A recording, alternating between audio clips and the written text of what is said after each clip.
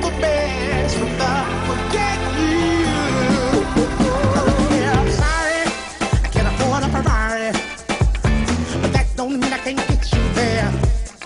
I guess he's an Xbox and I'm more Atari, but the way you play your game ain't fair. I picture the fool that falls in love with you. Oh, she's a gold digger. Well, just spoke to she know.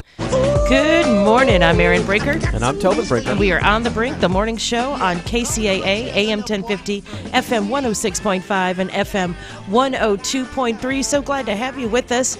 I have a frog in my throat this morning. Ribbit. Right?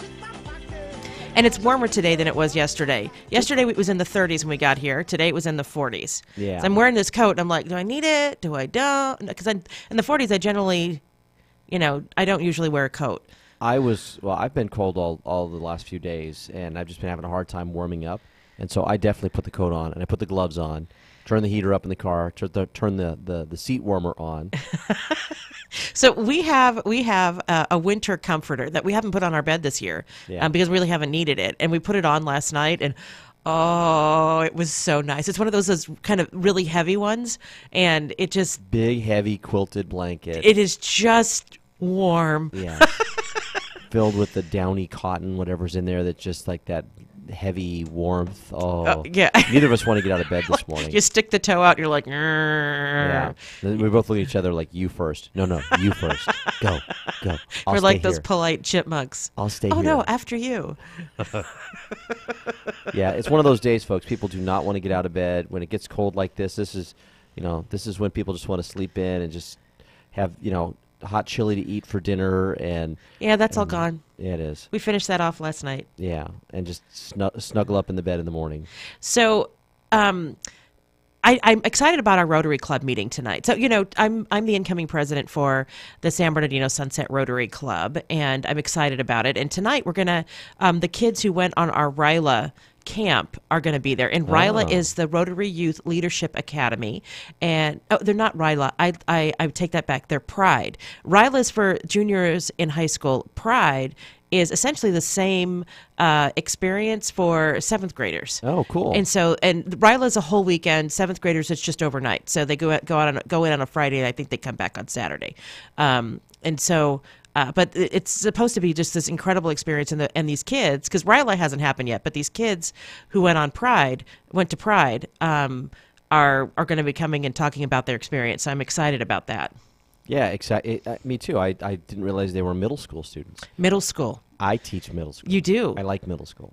Middle school's a great age. Yeah, it is. So, and it's leadership development. I mean, it's a camp that, when kids go, they come back, they're changed. They're fired up. They're excited about life. They're, it's just, they have a great experience. So I'm going to be interested to see if it's males and females or just one or the other. It's males and females. Tobin just sneezed. Bless you, my darling. Excuse me. It is both. The reason I ask is because I've seen that we have real challenges attracting boys to be leaders on campus anymore. It seems like the girls are running all the programs, and it kind of makes me sad. And I've been thinking that we need to do something to engage and inspire these young men to get them into leadership positions.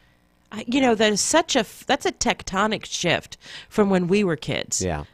Especially by the time middle school rolled around. In elementary school, I think it was pretty even, but by middle school, the girls kind of become less interested in leadership and more interested in boys. I mean, let's be honest. Yeah. And so their aptitude and they're less concerned about doing well.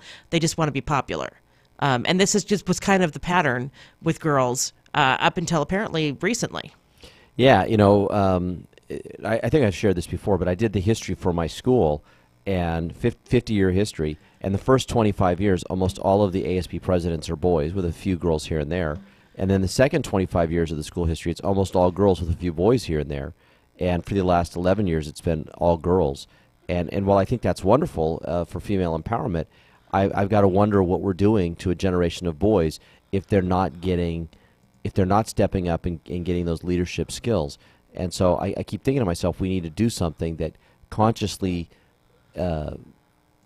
pushes some of these boys and develops them so that they can take on those leadership positions. They feel comfortable to do that. So we have a good mix. So it's boys and girls, right? Yeah, yeah. It shouldn't be so one-sided. No, it really shouldn't. It really, really shouldn't.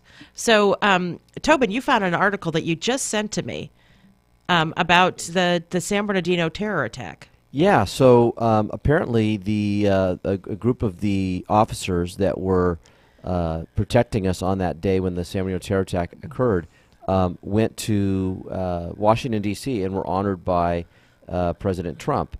And I just think this is wonderful for a starting point, and I wanted to make sure that we gave them their due.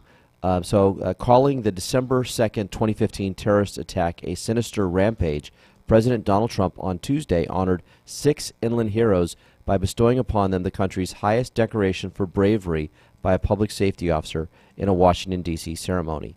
The inland officers were awarded for their actions during a shootout with terror suspects hours after the attack that left 14 dead and 22 wounded at the Inland Regional Center in San Bernardino. The employees are San Bernardino County Sheriff's Detective Raphael Ixco and Bruce Southworth, Deputy Sean Whalen, San Bernardino County District Attorney Investigator Chad Johnson, San Bernardino Police Officer Brian Olvera, and Redlands Police Officer Nicholas Cohow. In all, 12 people from across the nation were honored for going beyond the call of duty during the emergencies. The 12 patriots we honor come from many places and serve in many different roles, President Donald Trump told many viewers who watched the ceremony via a live video stream. But they all share one thing in common. When faced with danger, they each put the lives of others before their own. There are some very brave people I'm standing with. The 6 San Bernardino County employees received awards last, and afterwards were greeted with a standing ovation. Said Trump, 6 of the heroes with us today chased down the suspects and put an end to their sinister rampage, which was going to get a lot worse. During the attack, Officer Cohow was shot in the leg, but he continued to fight back despite a really horrific wound. Today we are fortunate to honor him and the rest of that amazing team, added Trump. You know, it must have felt amazing to have a medal put around your neck by the President of the United States, Yeah. regardless of how you feel about him personally. Yeah. And I know that that you either love him or hate him, it seems. Yeah. But these officers, they did yeoman's work. They did incredible work, and they've been honored in a very meaningful way, and that is awesome. And I'm glad Trump did it. And I'm wondering, why did it take so long to honor them? This attack happened when Barack Obama was president. I can't imagine why it's taken 2 years now to get these guys to D.C. to honor them. But I'm glad it happened. I'm glad it happened. And the article goes on to sort of explain sort of more about what happened on the day of the attack and how these officers responded. Several of them were wounded, it's a powerful but difficult story to tell because for us here locally, who we sort of lived on the edge of our seat that day, and I don't think any of us will ever forget what happened and how scary it was as we were slowly discovering the facts and as they finally caught these two and shot them down.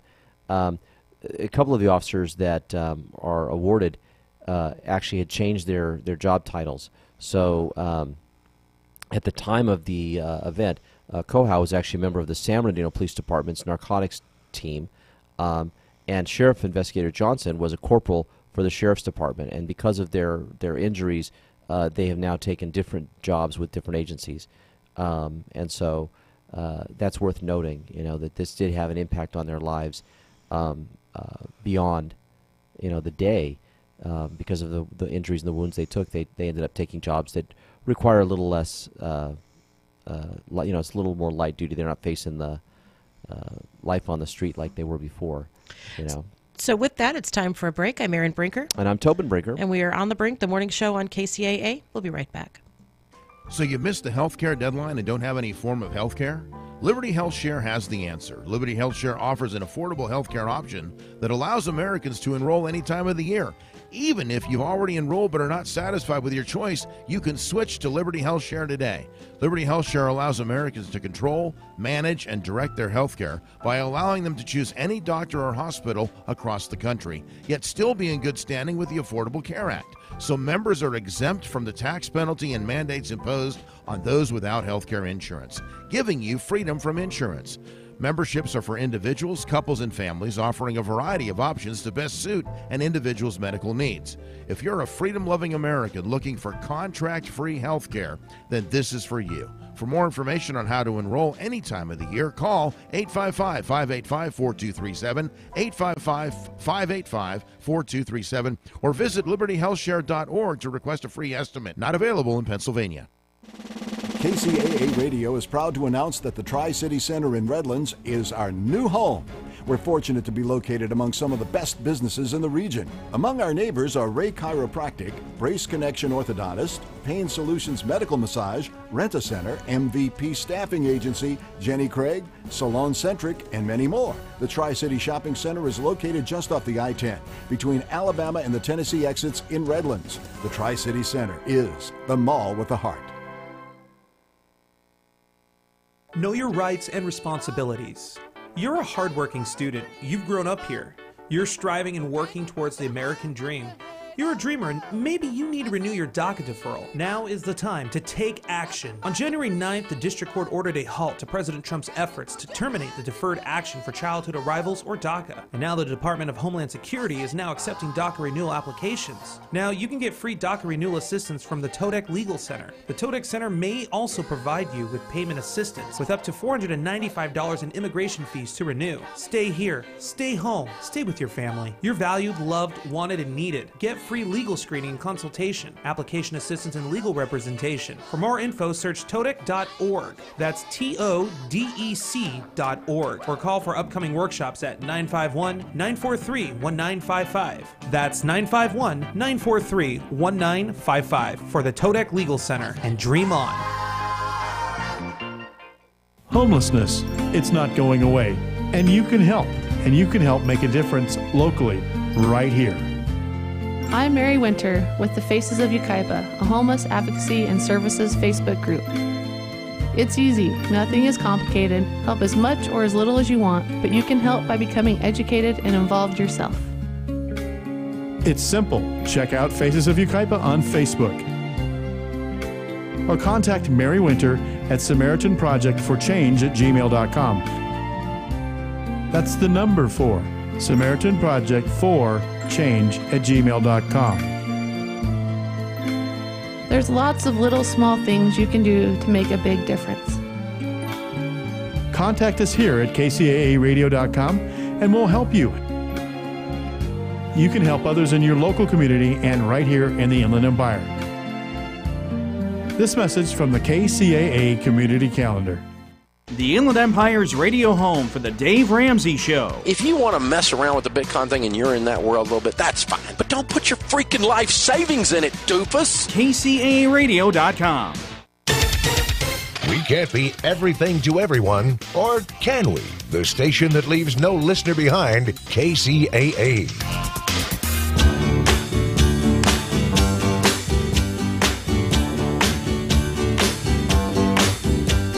Sugar, oh honey, honey, you are my candy girl, and you got me wanting you, honey, oh sugar, sugar, you are my. Welcome back. I'm Marion Brinker. And I'm Tobin Brinker. And we are On the Brink, the morning show on KCAA. What are we? What are we? I have no idea. What are we? It's 6:21 in the morning. I have no idea. Who am I? Or no idea who I am. See, I can't even talk this morning. So there was. Have you heard the? There's always some new diet fad or diet trend. There was a eat for your blood type, and you should be low carb or low fat or both, or should you eat gluten or not? Does it make you lose weight? There's so many South Beach and Atkins and yada yada yada. but nobody seems to, there's nothing that seems to work for everyone. There's no one size fits all. That's what I'm solution. looking for. Thank you. So there was a study conducted that looked at carbs and fat, and it looked at people with different DNA types and whether that mattered if they were because there's more tailoring to diets now, right? So the premise behind this was that they wanted to find out if tailoring a diet to your DNA type, to certain DNA markers made a difference in weight loss. And in this particular study, it did not. This was at Stanford University. And they were studying. They examined this data. So this is a precision approach to weight loss. Again, looking at insulin levels or certain genes that could interact with different types of diet to influence weight loss. They examined the idea with 600 overweight adults who underwent genetic and insulin testing before being randomly assigned to reduce fat or carbohydrate intake.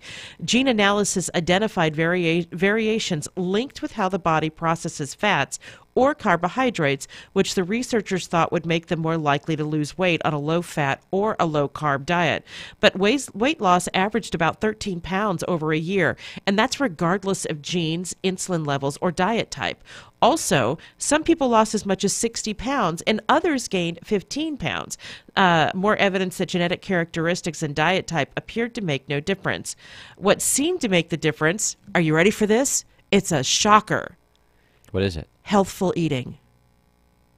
I know, it's so surprising. I'm like my jaw just hit the table. Right? Healthful eating. You just eat healthy? Yes, participants on both diets who consumed the fewest processed foods, sugary drinks, unhealthy fats, and ate the most vegetables lost the most weight. Well, there you go. See? You can't just eat 1,200 calories of Snickers bars every day and lose weight. Wait. Hold on. That was my diet plan. I was eating those little Snickers bars, Aaron, because they're tiny and you can eat a bunch of them. Right, because they're so little. But if you have the whole bag, you might as well have had a jumbo king-size one. Well, that was my problem right there. The results suggest that precision medicine is not as important as eating mindfully, getting rid of packaged processed foods, and avoiding unhealthy habits like eating while watching television.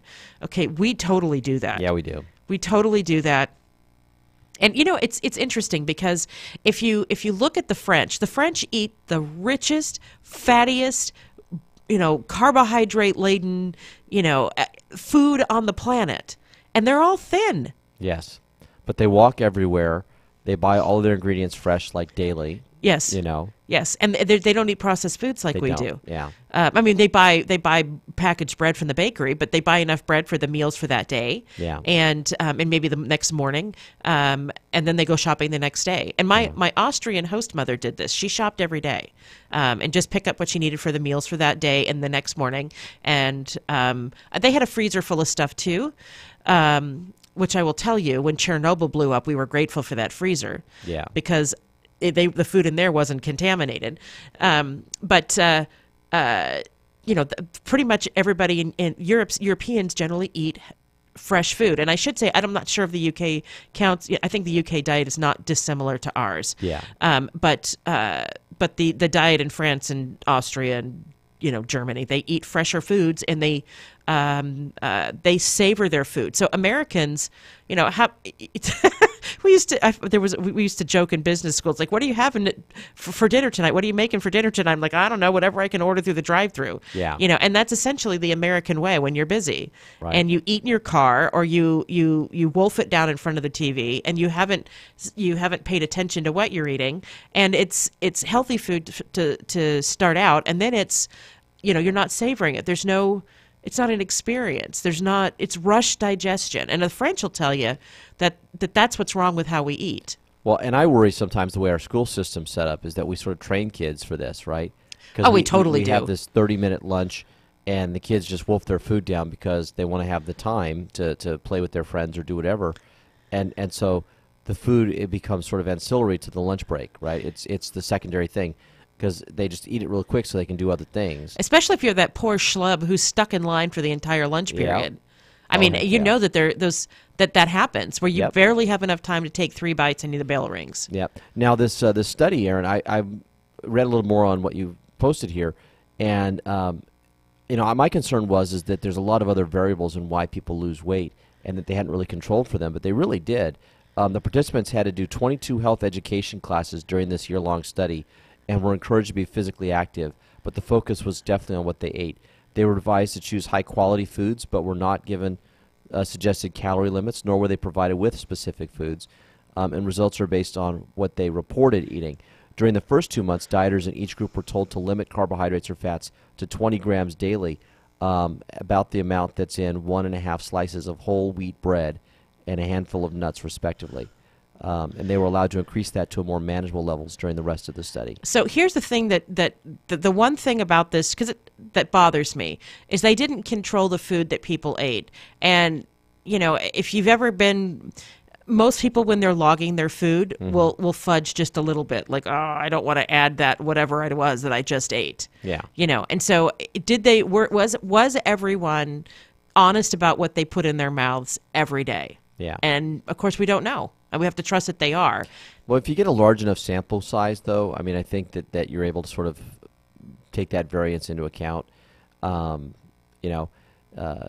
me, though, what's fascinating is that because they let them choose their own food, they were able to then see the ones that ate as they were saying, the healthier choices, the fresh fruits and vegetables versus the packaged food and the processed food, that those are the ones who got the best results. And I think that was a fascinating aspect that they hadn't maybe set out to study, but that was a result they found out at the end. You know what I mean? Mm-hmm. So, news, this is a shocker. Everybody, just fainted with this news. If you eat healthfully, you eat healthy foods, you're going to lose weight. Well, let's do it. Let's do it. Now, we used to eat a whole lot of packaged foods, and we go through periods where we do, when things are life is just really busy. So for me, it's a matter of finding time to cook and then developing a real love affair with my crock pot. Yeah, well, so one of the things that you did a while back is you had a short period where you were essentially trying to be vegan, and the massive amount of vegetables that we ate during that time period, I think was really good for all of us. I think that we all saw some real benefits from it, but it was so challenging to cook like that because we're so used to always having a meat as sort of the central aspect of the meal, and we just didn't have enough experience with the different types of recipes, and frankly, we got bored with some of the things. We were eating the same basic recipes that we knew how to make, and there was a challenge in terms of the time of preparation and all this for food, and so it began to wear on us, and we quickly then went back to old habits. But there was a short time that we did it, and I think we all agreed that it was a good diet, but it was just almost too hard to sustain. Well, especially for me, avoiding gluten. So being gluten-free and vegan at the same time, my diet was very, very limited. Yeah. And so, it did require a significant amount of time, more significant amount of time planning and cooking and chopping and doing all of those things. And the vegetables go bad if you don't eat them quickly, and so that's it requires you to spend a lot more time shopping on a daily basis so you can have the fresh stuff. There's just a whole bunch of aspects, and so if you're going to go down that road, it requires a lot of planning beforehand. You really have to sort of think out how you're going to make those adjustments so you have time to shop, you have time to prep the food, where are you getting your recipes from. And how adventurous are you? Because, frankly, a lot of it is very different from what you're used to eating.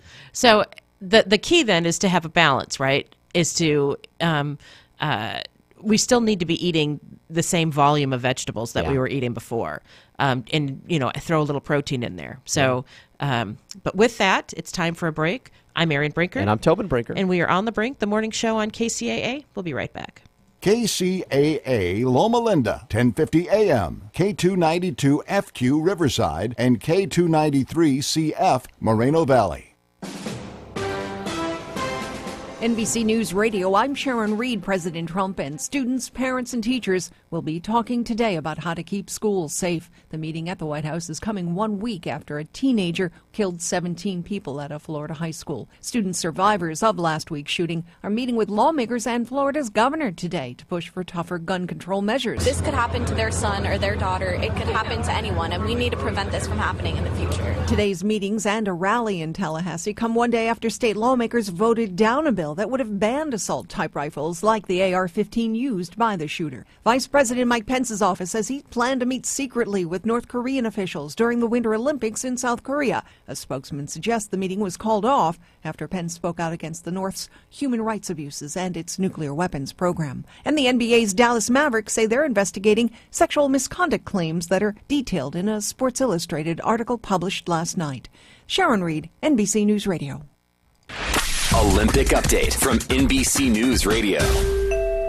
Here's the latest from Pyeongchang. For the first time in Olympic history, the United States is celebrating a gold medal in women's cross-country skiing, as this morning the tandem of Jessie Diggins and Keegan Randall took first place in the women's team sprint. Disappointment on the men's side, however, as the United States finishes sixth. American skier Lindsey Vonn to compete this evening in the women's combined. It is expected to be the final event of her Olympic career. She captured bronze in Tuesday's downhill. The U.S. men's curling team headed to the semifinals after beating Great Britain 10-4. Later tonight, the U.S. and Canada will tangle for the gold medal in women's hockey. This will be the third straight time that they'll meet up in the final. The Canadians have won 24 straight Olympic matches, and they are seeking their fifth consecutive title. The U.S. men's hockey team was bounced last night in the quarterfinals, losing to the Czech Republic in a shootout 3-2. Olympic update, Paul DeCastro, NBC News Radio. It's time for traffic on KCAA. I'm Erin Brinker. In Murrieta on the 15 southbound between the 215 and Winchester Road, traffic is completely stopped. In Temecula on the 15 southbound between the 79 Winchester Road and Rancho California Front Street, there's the usual stop-and-go traffic. In Corona on the 91 westbound at the 71, an incident there has been cleared, but the drive is slow from Main Street and stays busy ahead to the 241. And finally, again, in Temecula on the 15 southbound between Rancho California and Front Street, there's slow traffic. I don't know why they have that on the board twice, but they do. This has been your traffic on KCAA. We are the stations that leave no listener behind. I'm Erin Brinker. From the KCAA Weather Center, I'm Rod Tanner. For this morning, we can expect mostly sunny skies. There's a slight chance for shower activity today with a high of 60. There's a chance for shower activity this evening. Overnight, humidity mostly high at 39. There's a 20% chance for showers again on Thursday. Humidity partly sunny. Our high 57 as winds gust to 20 miles an hour. There's a chance for showers on Friday morning. Have a mostly sunny day with a high 58. I'm Rod Tanner, broadcasting live from the Tri-City Center with the 10 and 210 freeways. We are the trifecta of talk in Southern California. KCAA 102.3 FM Riverside, 106.5 FM Redlands, and the Legacy 1050 AM Loma Linda, San Bernardino. Hi everybody, Ray Lucia here with some important information about debt, your debt. Whether you have a first or second mortgage, you're looking to buy or refi a home or rental property, or just need to consolidate your credit cards to lower your payments and save some serious interest, you need to do some loan financial planning with Steve Alladort, my mortgage man, at loanfinancialplanner.com. Now, Steve's not your garden variety mortgage broker. He actually spends time evaluating how you can use the current super competitive interest rates to pay off your mortgage early. Purchase a rental property, improve your cash flow, upgrade to your dream home, or even help your kids or grandkids get into a house. That's what loan financial planning is all about. Steve's been helping me and my listeners for over 2 decades, and I can tell you he is the best finance guy in the business. Go to loanfinancialplanner.com. That's loanfinancialplanner.com. Or call Steve Alladort at 888-563-1070. That's 888-563-1070. Join me, Stephanie Miller, every weekday for the antidote to cantankerous conservatives. And if they don't like it, too bad. It's on KCAA. Weekday mornings from 7 to 8. 1050 a.m. and 106.5 FM. KCAA. Do-do-do down, do-be-do down, down. Comma, comma, down, do-be-do down, down. Comma, comma, down, do-be-do down, down. Breaking up is hard to do. Don't take your love away from me.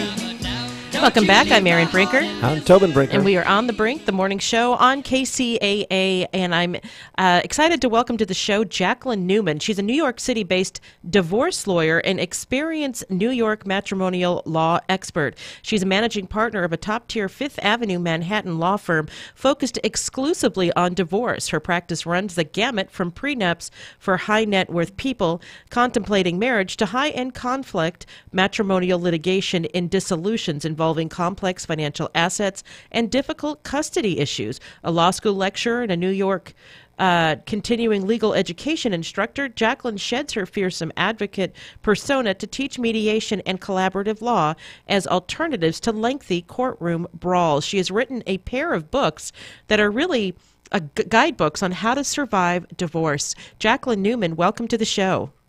Thanks so much for having me. So, my husband, who's my co-host here, we've talked about that several of our friends are, despite, after being married for 20 plus years, have decided to call it quits. And, do you see a lot of that for middle age? We do. I think one of the big trigger points sometimes in divorce is when the kids go to college. And that's usually when, you figure you've been married for 20 years, 18, 20, 22 years. And so what happens is that during the process of raising children, you're kind of in the business of raising children. And so people sort of lose the element of their actual relationship and just they're so much more focused on the children and bringing Bobby to soccer practice and, Sally to lacrosse. And, so you're just kind of running all over the place. And what happens is when the children go to college, the people sit down at the kitchen table and they're like, so they realize that they've just run out of things to say and really have grown apart. He's like, so who are you really? We work together, but I don't really know you anymore.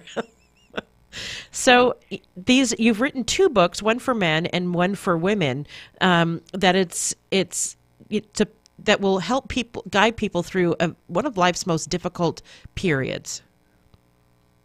Yes. So basically what I did there is the idea was that men and women have different concerns sometimes going into divorce, playing a little bit of the stereotypical card. And so my thought was that, and this is written from a divorce lawyer's perspective, so it's a little different than a lot of the divorce books that are out there that are either written from a psychologist's perspective or people that have gone through divorce.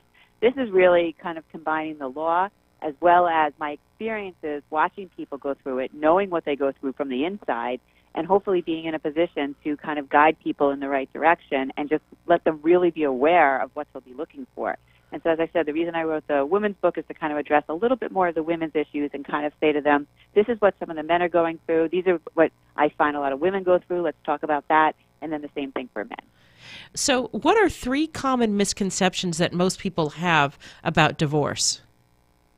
I think one of the first ones and the biggest ones is that, if a spouse cheats during the marriage, I think people have this image that they're going to walk into court and the judge is going to bang the gavel down and be furious and, the other spouse is going to get everything. And that's just not how it plays out. Judges really they're not going to get involved in affairs. They're not going to be concerned about it, which is a very hard pill for many people to swallow because they feel so incredibly wronged and they're looking to the justice system to make them feel right, and that's just not going to happen. The only times that affairs really will play a major role is if the person spends a lot of money on them, so that would be something called marital waste, and we talk about that. And obviously, if they've made any introductions of this person to the child, to any of their children, that could be an issue in any kind of custody fight. But beyond that, it's just not going to be something that's probably even discussed. Wow. That would be absolutely number one. Yeah, it's a hard one. Wow. Well, and there's people out there who are serial philanderers, and from the law's perspective, they don't really care. Yeah. And it's very, very hard for people to be able to handle that. That's very, very hurtful. And I think that is probably one of the biggest misconceptions. So you have a lot of people that will come to me with all of the information they gathered and all of, the pictures they've taken and copies of text messages and all of these things. And I have to look at these clients and say, I know you've been working on this for months and you feel like you have your aha moment stuff, and it's just really not going to be relevant. So what are some of the things that you can do to make the divorce process more peaceful, or is that even possible? It's absolutely possible. So one of the things that, our firm does, and there are a lot of firms out there that do, is we practice, as well as we practice litigation, which is the not as pleasant way to do it.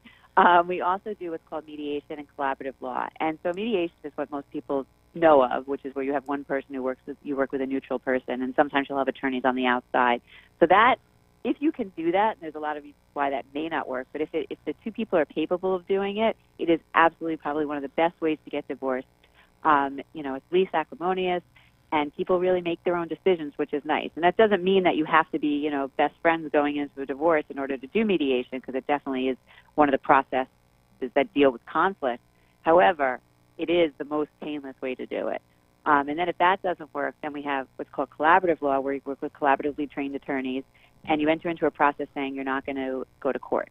There's a big push on settlement. In the event that the process breaks down, you cannot use those same attorneys in litigation. So again, great push on settlement. In New York, we do what's called an interdisciplinary approach, where we bring a divorce coach, which is a therapist trained in the model, a financial neutral, and a child specialist is applicable. I always say I'm the most expensive player on the team. Why wouldn't you use these experts? And again, it really helps, when it's done successfully, it really helps the parents be able to go forward and be able to co-parent, which is so incredibly important after a divorce. So those are like a nicer way to do it if you can do it. So, one of the things that I have seen lately is that the women that my female friends, I've had some who have initiated the divorce, and they have made no financial plans for themselves. That the expectation is that their husbands will take care of them financially, regardless of his means to support two households. And they want to take time for themselves, or it's like what you just made the decision to leave your financial situation, your home, your financial security, all of those things, and you have no plan B. What is wrong with you? Yeah, that's very common, and I think that people just, they're so caught in their emotional state at the moment, and they just want to get out, that they're just not thinking big picture. And that, I think, is one of the big concerns, and men do it too. I mean, everybody does not think big picture because you're so caught in the moment. And it's one of the big, big issues, and something that we talk about in both books is whether this is the right time to get divorced. And one of the things you think about is the finances. Is this a good time for men and women? So, that's probably one of your biggest questions. So, the concern you just raised with your friend, it happens all the time. And, it's very upsetting to people when I sit and say, okay, well, you know what? No matter how much money you have, it's still more expensive to run two households than one. And people just feel like, I don't want my lifestyle to change. I just don't want him in it. And that just doesn't work that way. No, it doesn't. It really doesn't. So what are some of the warning signs that a divorce is coming? I would say the biggest warning sign is when partners stop communicating. And, it's one of those things that, I have a guy friend of mine who can't stand when his wife talks to him in the car. And that's his big thing. He just wants to focus on his driving, listen to his music, and he can't stand it. And he's been complaining about this forever. And she finds this is the time for the two of them to talk.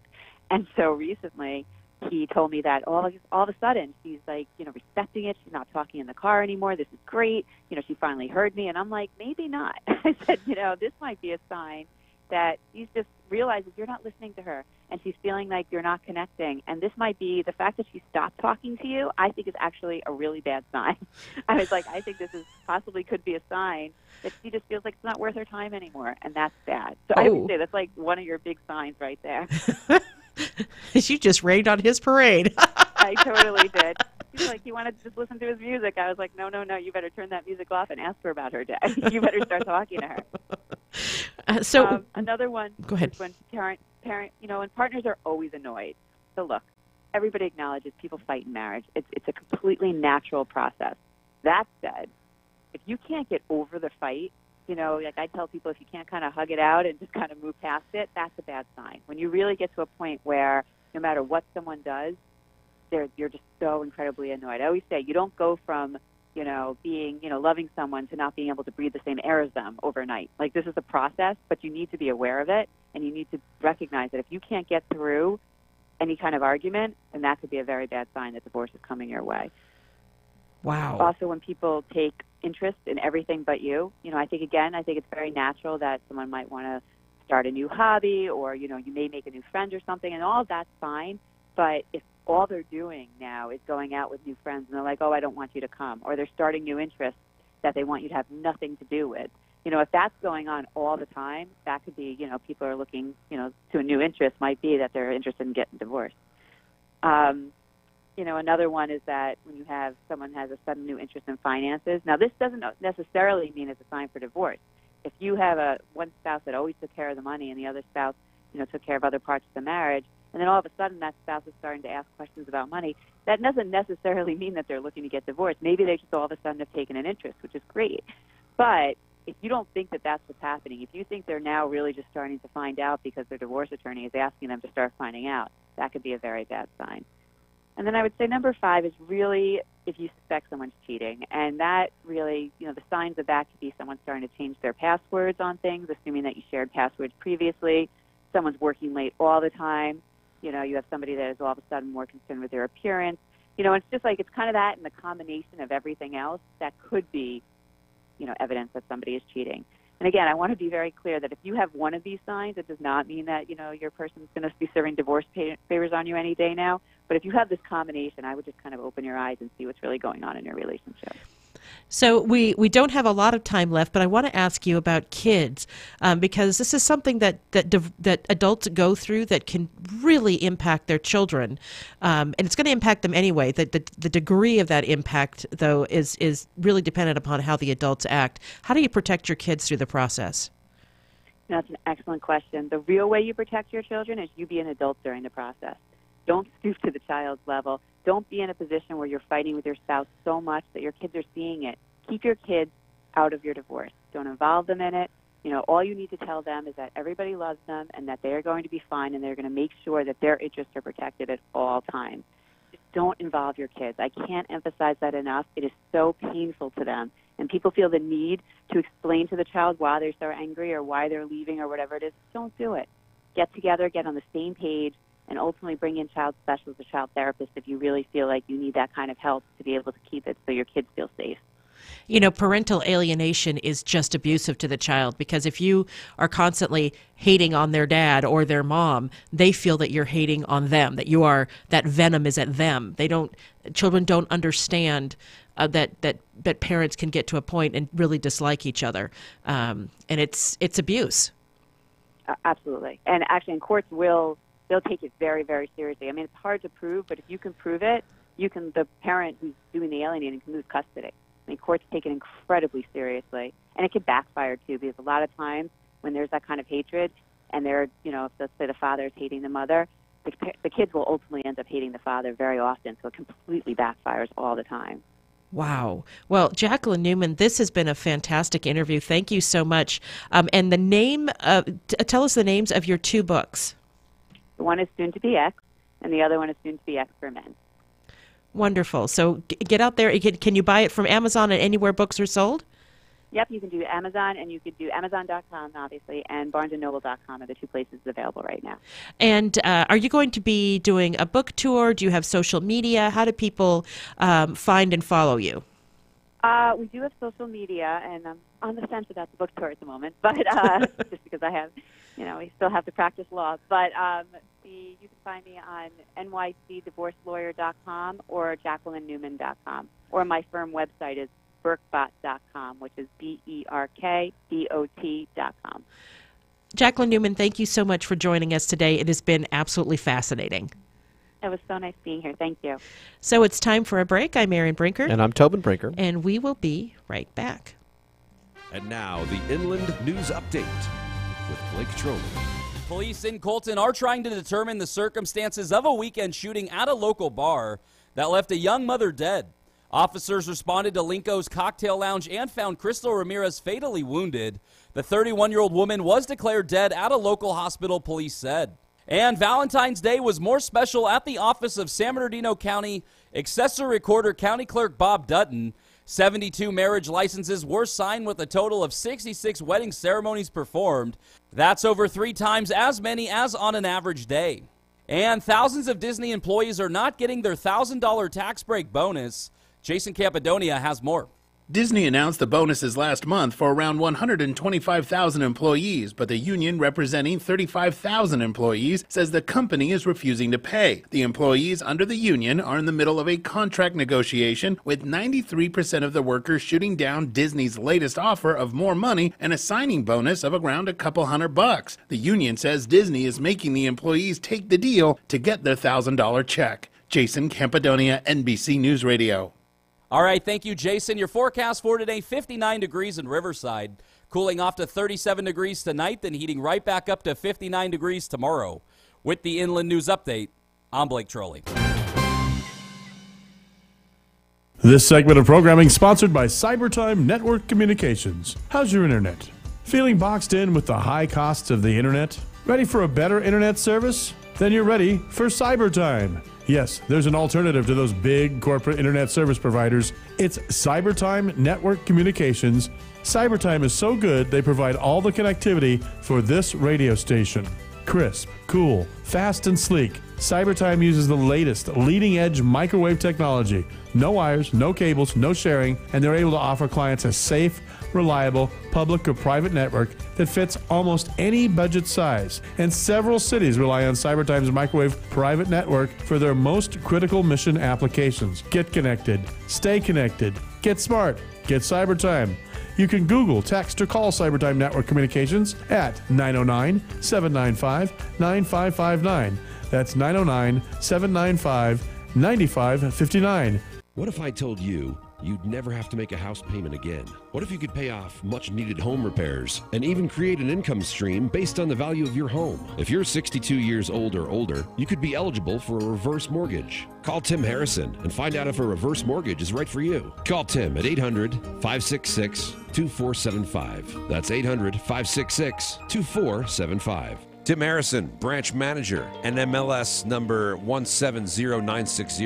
Broadview Mortgage Corporation is licensed by the Department of Business Oversight under the California Residential Mortgage Lending Act. License number 170952. Registered with the Nationwide Mortgage Licensing System and registry number 813B544. Broadview Mortgage, equal housing lender. Remember, if you never want to make a house payment again, except for property taxes, maintenance, and insurance, that's 800-566-2475. That's 800-566-2475.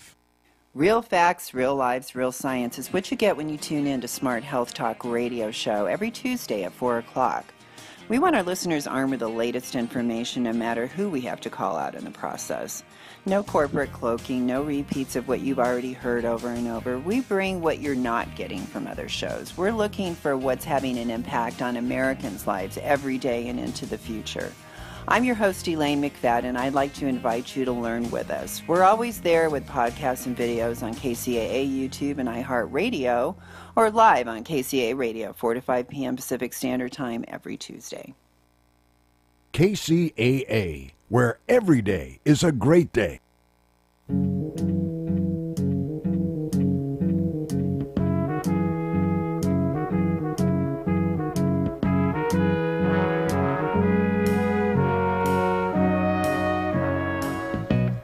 Where it began,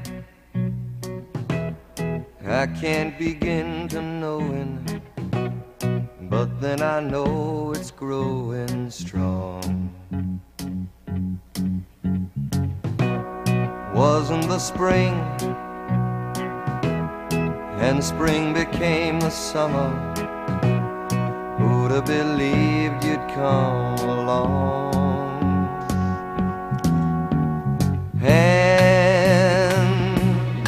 Welcome back. I'm Erin Brinker. I'm Tilton Brinker. And people are going to want to sing along in just a second.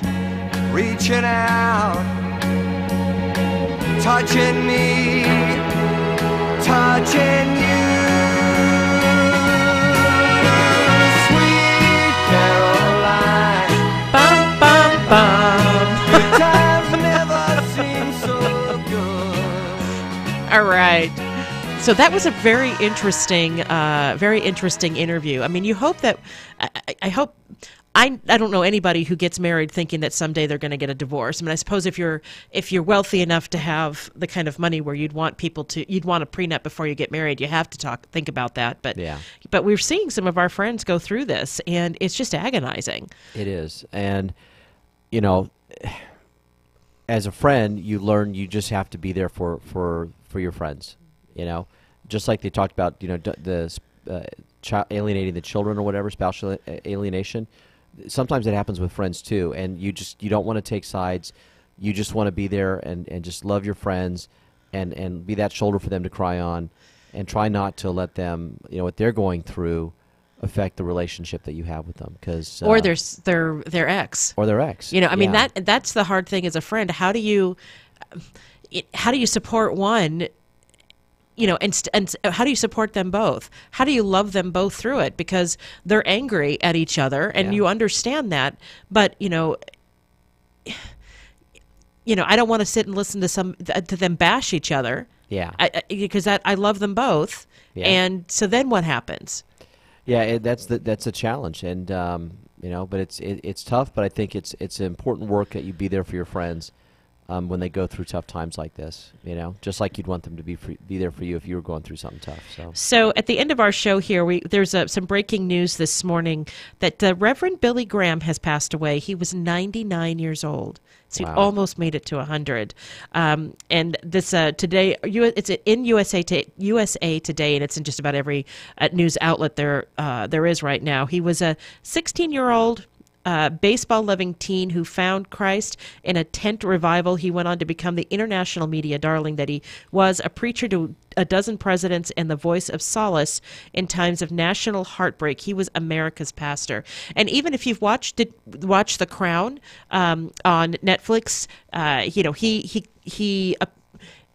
he touched the heart of the Queen, and she took some advice from him, or sought advice or comfort and guidance from him as well. The Graham retired to his mountain home in Montreal, North Carolina, in 2005 after nearly 6 decades on the road. So he was an itinerant preacher. He traveled, calling people to Christ at 417 all-out preaching and musical events from Miami to Moscow. His final New York City crusade in 2005 was sponsored by 1,400 regional churches from 82 denominations. He took his Bible to the end of the earth in preaching tours he called crusades. Presidents called on Graham in their dark hours, and uncounted millions say he showed them the light. The great Billy Graham is dead, President Trump tweeted.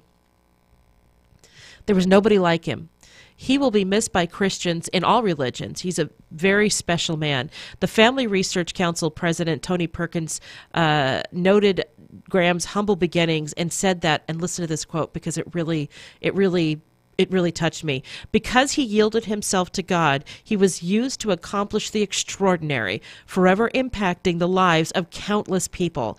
And that's it. Yeah. He saw the greatness in the Lord and the truth and the light and the comfort and the joy, and he surrendered himself completely. And what miracles the Lord was able to do through Billy Graham. And he became the master of the medium, right? I mean, obviously he grew up in a time when television became so important in our lives, and he understood how to use that medium as a way to reach out and touch people and bring them to Christ. And for me, what stands out is that a lot of the other televangelists that we've seen had their falls from grace, right?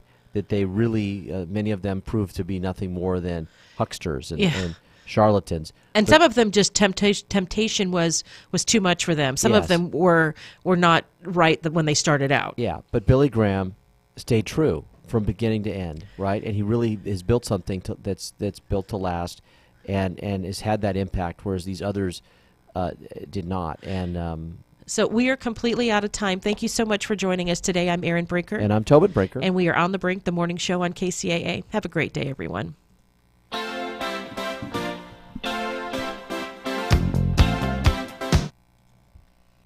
KCAA Loma Linda, 1050 AM, 106.5 FM, and now 102.3 FM. I'm Chuck Kamlick, CNBC. Stock futures are flat for the Dow. The Fed releases the minutes from its last meeting later today. There won't be much stock market movement until then. Amazon's been quietly selling drugs like ibuprofen, over-the-counter drugs, for more than a year. That could hurt business at Walgreens and CVS. Mortgage applications down more than 6% last week. Fewer owners refied because loan rates keep going up. It's National Hiring Day at Lowe's. 53,000 jobs are up for grabs. Interviews start in about 40 minutes. Priceline changing its name to Booking Holdings after 20 years. Bookings.com is Priceline's biggest business, and the name change, it says, makes sense. Folgers coming out with a premium coffee called 1850. That's the year Folgers was founded. says the beans are fire roasted, then steel cut for a bolder flavor. NASCAR, 70 years old today. The racing business attracts about $3 billion a year in sponsorship money. Chuck Campbell.